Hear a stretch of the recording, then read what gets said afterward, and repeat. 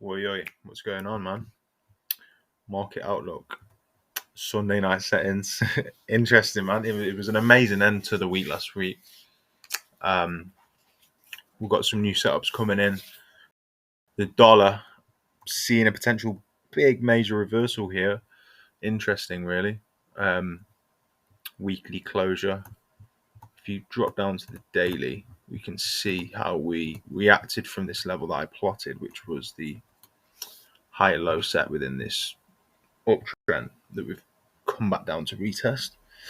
And the weekly is closed above, which is quite key, and also the monthly candle is closed as well, which it's closed in this zone of um, support.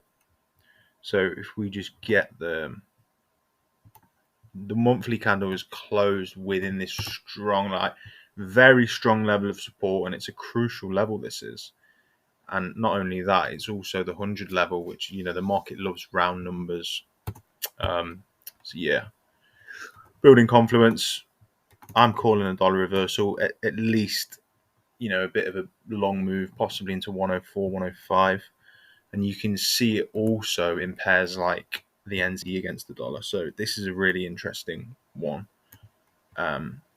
We've got the major descending trend line on the weekly time frame that we've tapped into, and the weekly is closed below. We've got a rejection, and not only that, we've also got a rejection from the most recent lower high set within this market on the weekly time frame just here. So that is just adding some extra confluence for shorts. Really, obviously, you could swing trade this back down into 58, create a new high down at 57, for example. I mean, new low. Sorry. Yeah. Euro, we can totally see it in euro as well. If we just drop to euro real quick, you got this outer trend line here from different points, but yeah, you can see here, look, 1 point, 2 point, 3 point on the trend line. We tapped into it again, similar scenario. Look at how pucker that weekly candle has closed below this trend line. We've stabbed into it, rejected, got a beautiful weekly closure for potential shorts back down into 105 on a swing trade perspective also. So this is looking very interesting, really. Crucial. I imagine a lot of smart money will probably be sitting at these points and looking to just drive this market down. I can really see some heavy selling coming on. USD JPY, been pumping for quite a while. Obviously, we sold off quite heavily recently, rightfully so. Everyone's taking profits after the big buy to the upside. What's interesting here, it seems insignificant to me, this trend line here. It's obviously it's significant, but there's something about it that makes me feel like, like maybe it doesn't look as clean compared to other trend lines that you set, for example. But it is totally valid, really. And 1 point, 2 point, you could add in that, but yeah, boom, you can see that we've closed above. I believe we did actually tap into that trend line as well. Look, you can see it here. So obviously, with potential dollar massive strength coming in, I know the yen has been really strong itself, but I imagine that USD JPY is going to follow, isn't it? Really, that's kind of what happens. I think the 12-hour time frames and 8 hours, you can probably identify that a bit better. Yeah, going back to NZD USD. So, okay, let's say this swing trade starts happening. So we begin to sell off from here, right? Let's say that scenario does happen. Well, we're also going to see a buy on Euro NZD because that tends to be what happens. That is another decent correlation that I've found as well within the markets. When the NZD USD is selling off, even on a swing trade perspective, for example, you'll find mostly that Euro NZD goes the opposite way, because when a currency is weaker on a pair like Euro NZD, with the NZD being weak, it drives Euro NZD up in price. And you can see, I can just see this beautiful market structure here, for example, which is just here, look, down, up, down. And you can see we've kind of like formed support. Yeah, I can totally see this move. So that's just more confluence. Obviously, you're building confluence. It seems the probabilities of these moves playing out, I'd say definitely over 60%. Like they're more likely to play out than the other way. Euro, for example, it's way more likely to just continue selling off than the other. So trading's all about probability. Weigh up the probabilities.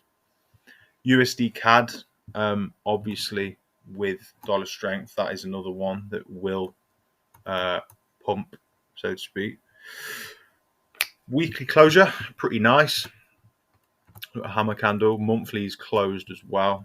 And again, like after a heavy pump to the upside or a heavy dump off to the downside, it's perfectly normal to retrace. And the stronger the move, like this USD CAD sell-off has been really strong. Like look on the daily time frame, we've just barely had any retracements as well. We just completely dumped.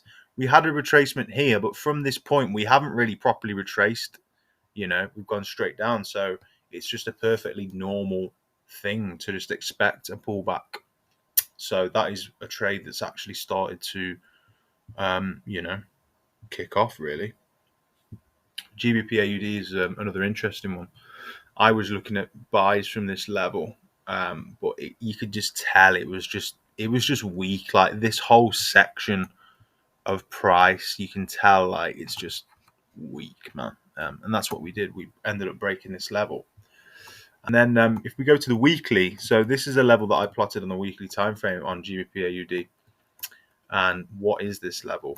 Well, a very strong level of support. And to be specific, it's actually a higher low set within this uptrend on the weekly time frame. So obviously you can see we're in a clear uptrend. This is a higher low within the market that got set and it didn't get retested. Hasn't been retested yet since we pumped up here. So we've come down to this, and I think compared to this level here, this is clearly a much stronger level to buy from. We got the weekly closure above. I mean, as soon as we tapped into this level, really, we've just formed support, had some nice buys on Friday from this. Personally, I think we're gearing up to go long on this pair with a minimum retest of the 89 level. But in reality, if this whole thesis matches in with the swing trades and with the dollar strength, so similar correlation to when I was speaking about NZD USD and Euro NZD, that correlation that they're opposites. It's exactly the same with Aussie USD and GBP AUD. So again, similar setup. Weekly time frame, Australian dollar against the US dollar, right? Similar. You can clearly see we're in a downtrend on the weekly. And we've been in this downtrend for quite some time. So it's like smart money is just going to be looking to follow this trend. It makes sense for price to follow this trend. What levels could you take this sell from to actually get the trend continuation? Well, we just tapped into one, which is the recent lower high set within the market. That again, similar scenario to NZD USD and Euro USD. The weekly candle that's closed below perfectly. And if this move occurs, GA will pump to the upside. That's always what happens. You can even see it, like this pump that we've had from 16th of October to now. It's been a pretty much just like a nice pump to the upside, right? What happened to GA? The complete opposite. Let's go to October 16th. From here, we've gone down. So it's honestly, it's the complete opposite. Not as identical and as perfect as the DXY and Euro USD, because they are like probably the most bang on opposite correlation.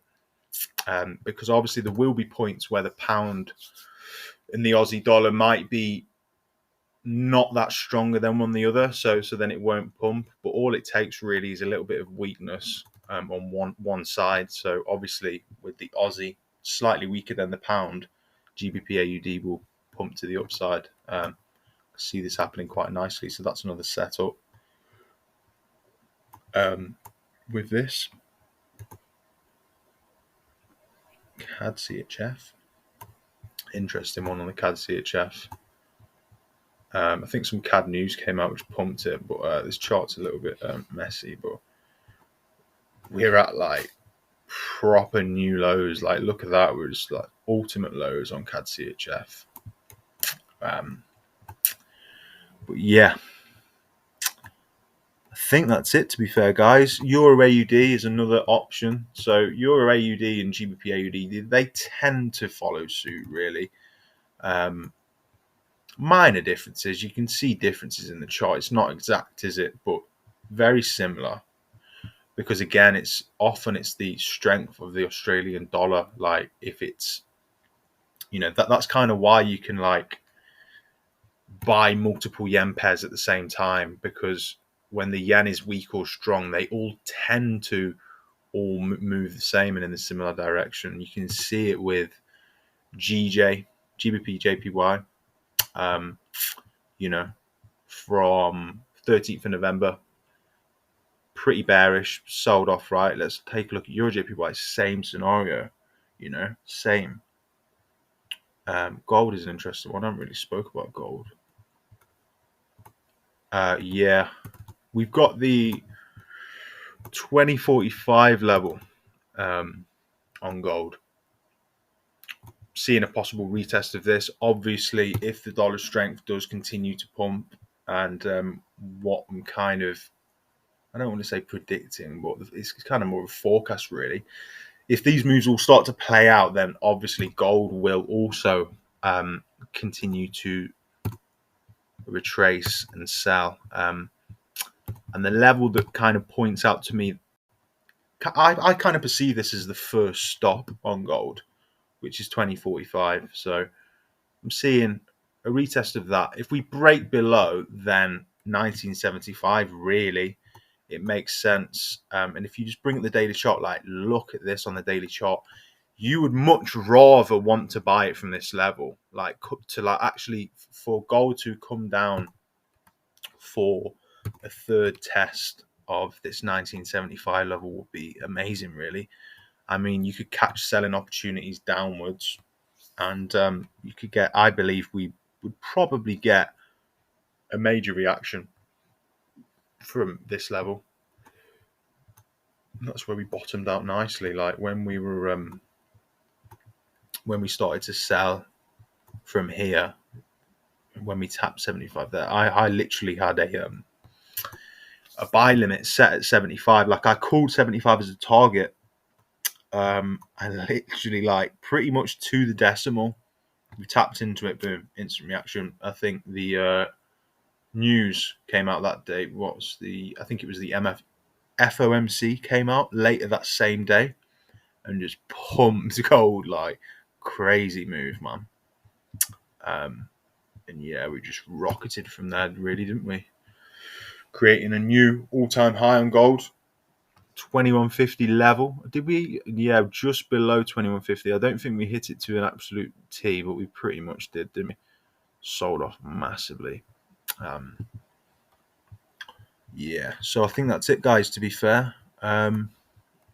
See how these moves play out. More videos to come. Like and subscribe. Safe.